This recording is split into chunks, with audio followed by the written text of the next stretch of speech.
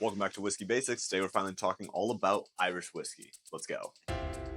So let's start with the general definition of an Irish whiskey. Obviously, if it's Irish whiskey, it needs to be distilled in Ireland. But that's not going to be the only legal requirements though. To be Irish whiskey, you're going to have to follow these rules. Irish whiskey is made from cereal grains only unless it's malted.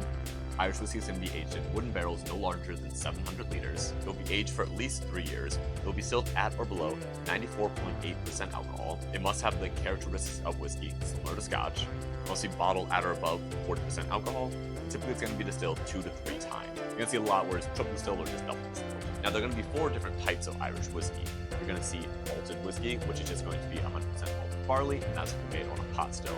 You're going to see a general pot still, which is going to have malted barley, unmalted barley, plus a little bit of a flavoring cereal grain. You also have grain whiskey, which is going to have your malted barley, and then it's going to have a lot higher percent of a flavoring cereal grain, something like that. This is going to be on a column still rather than a pot still from the previous still.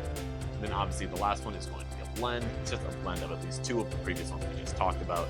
And think of something like Tullamore Dew, Bushmills, things like that typically are going to be blended whiskeys. I find Irish whiskey to be something very interesting. I usually get this nice shortbread cookie note out of it, and I really enjoy it. But I'm a little novice to it, so let me know what your recommendations are for a good Irish whiskey down below. Cheers, guys.